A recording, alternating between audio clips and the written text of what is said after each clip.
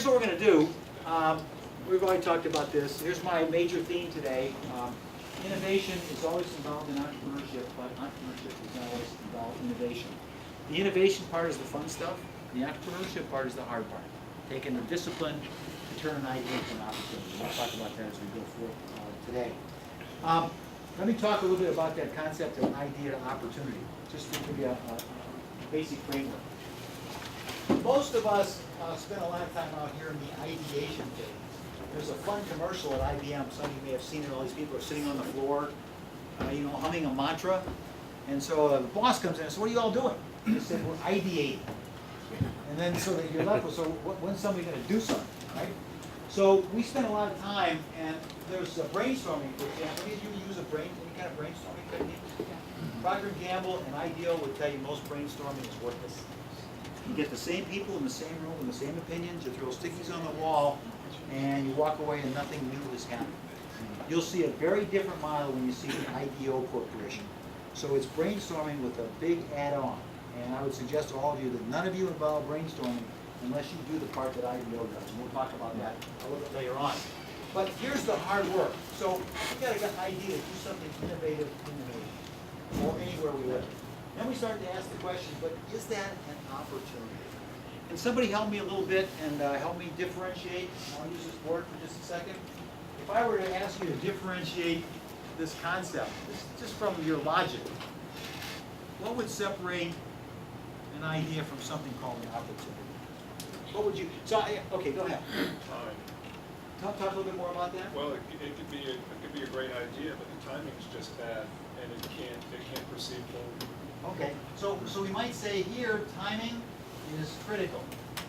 Okay, so do we get there in time to make it happen when it's really going to have an impact or effect, as the Navy likes to talk about? Environment. Talk a little bit about that. Similar to timing, you could have an idea, but if the environment isn't acceptable with that idea, then it's not an opportunity.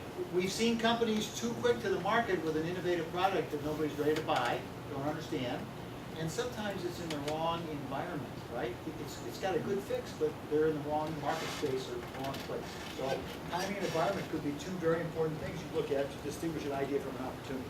Say opportunity is the application of an idea. Okay. So it's more than just in the head, right? Right. It's more than just in the head. It's some sort of application. One of the things we know, by the way, as you start to test your idea, what happens to it? It changes, right? It changes. So ideas at the intellectual space meet a very different reality when you try to implement them. I have a lot of people saying, "I got this great idea for a product." I said, "How many people want it?" "I don't know, but I know they want it. It's in my gut." I wouldn't invest, would you? So I'm not quite ready. You got to go out and talk to people. How many of you talk to? How many would buy it? For what price? For how long? Is it something that's durable, sustainable, and defensible, and profitable? I'll use those terms again. Yes. An opportunity has potential energy. Say more about that. I With have a potential energy myself, but I don't display it. with a small investment, it can yield large results, whereas an Okay. idea may not. All right, so you just raised a very big question that we all say. So is it worth it? If you ask us to spend time on making your idea reality, is it worth us spending time on it? What would tell you an idea is worth? Solves the problem. Solve a problem. What else? Gives some type of benefit. To make money? Yeah, are the benefits versus the cost significant enough for us to spend time doing this, doing something else, right? Now, as we're talking now, you're starting to see when an employee says, "I got a great idea," he says, "Is it an opportunity? Is it worth us doing? Will it give us enough benefit for the costs incurred? How long will it last? How many people will it affect? How big will it be? How sustainable? How durable?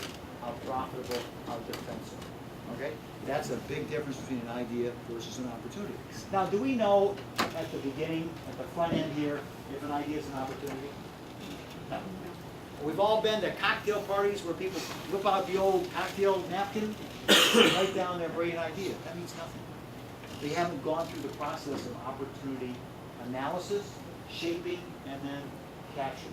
So I have a lot of would-be entrepreneurs at cocktail parties, and I say, we don't know yet until you do the work necessary to see if ideas and opportunity. What else would you put on that list? So, yes.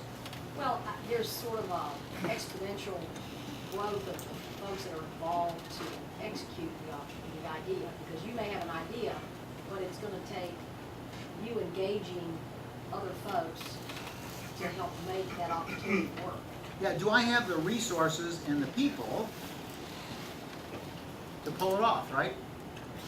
And we would hope that if something has a little bit of gravity, it will attract other folks to it. If an idea doesn't have any gravity, very few people will be interested. By the way, one of the things we'll talk about in this course is the concept of a rocket pitch. Anybody know what a rocket pitch is, or an elevator pitch? You know, can you get your idea across in succinct terms with a value proposition so that you excite someone? Skill not very well known, not very well practiced by a lot of people. But it starts to say, can I get the idea across? Yes. Well, the other thing is, to me, changing an idea into an opportunity, it's gonna have to have some benchmarks of reinforcement to sustain the energy to carry it out. Because Okay. it may take you a year to do something, but you've gotta have some little piece along the way so that your team still says, boy, you had an idea a year ago, but who wants to bother with it now?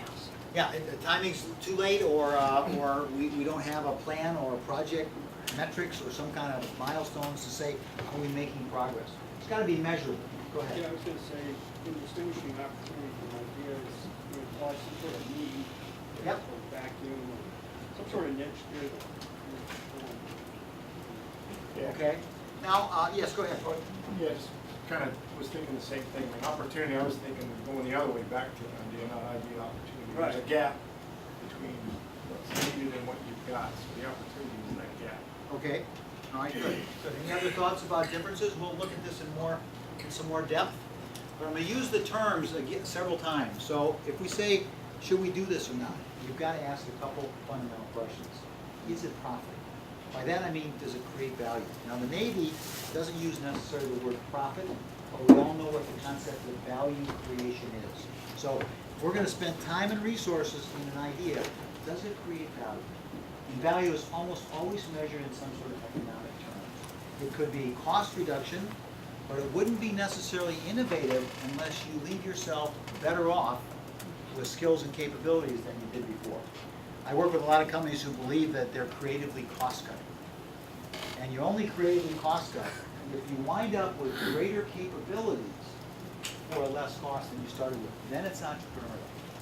Otherwise, if it's just slavish cost-cutting, doesn't help it. You haven't left yourself better off. So again, creativity and innovation come in even cost-cutting. It can be entrepreneurial if you leave yourself better off. So the concept of value creation. So as you look at an idea, we start to have to ask the question, what kind of effect will it have on the Navy? What kind of value will we create? Could be greater readiness of cost. It could be a rearrangement of assets so you get more impact for the set of assets that you have. In weapon systems, it could be a weapon system that does a lot more than its previous ancestors for better value. So we're always thinking in the concept of value, benefits over cost. So does the thing create value? Does the idea create value? If it doesn't, what should we be asking ourselves?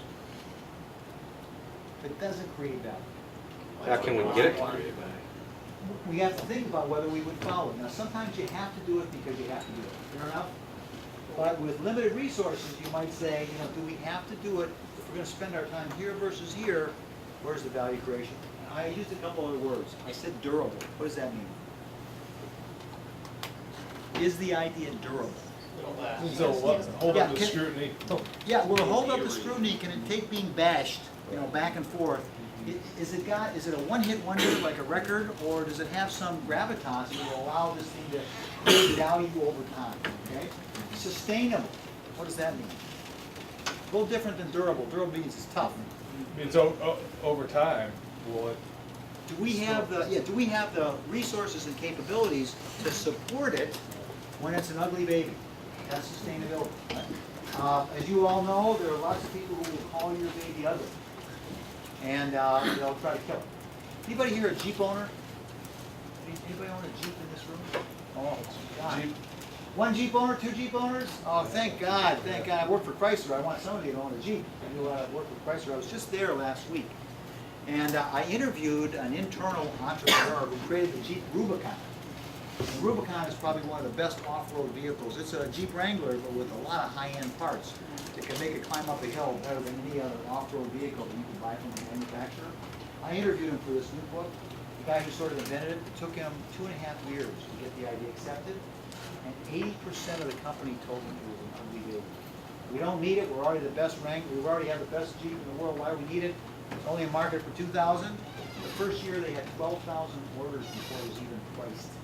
In the first year it hit the market. So he had it in his gut. Right? He had it in his gut. But 80% of people call the baby ugly.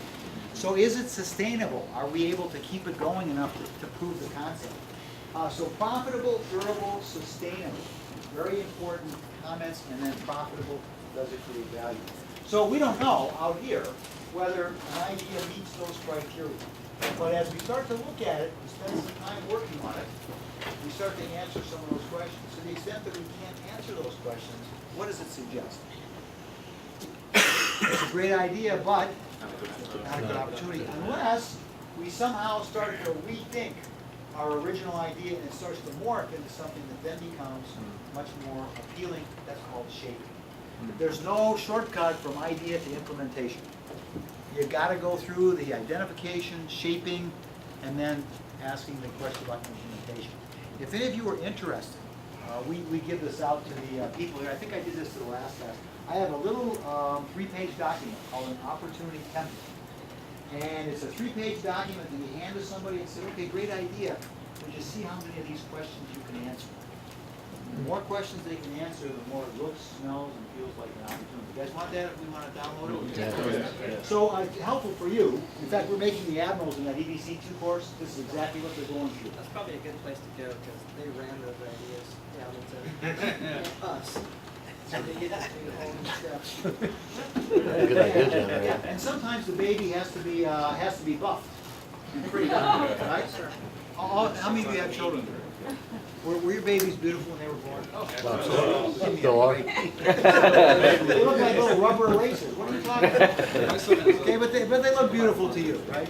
So yeah, so the opportunity template is a buffing tool to see if an idea has actually got any capabilities to be an opportunity. Now, if you gave that to a direct report, a subordinate of yours, who had a great idea, you said, come back to me and see if you can fill in some of the blanks. And they never come back to you. What's your interpretation? They just want to give you an idea. They don't want to do anything. So one of the other things we'll take a look at is the concept of passion. Now, I know all of you are passionate, but maybe not for an idea. If you want to be an entrepreneur, you have to love your baby enough to actually go do this kind of work. The only thing that separates the average man or woman on the street from a successful entrepreneur is that they go through this process. They do the work necessary and the discipline, and they love their baby. Because if you don't love your baby, the first wall you run into, what do? You drop the baby. So this Jim Reff, the guy at Chrysler who invented the Rubicon, he got knocked around by all kinds of people, and he went back. And the secret, he said, to his success is when the door hits you in the face, you don't let it hit you in the same spot the second time you slam. You turn your body around so you get a different angle of attack. Without passion, this guy would never have succeeded in pushing the Rubicon through the Chrysler maze. So there's a sort of an add-on. If you don't love your idea, or you can't create love, then it probably won't happen.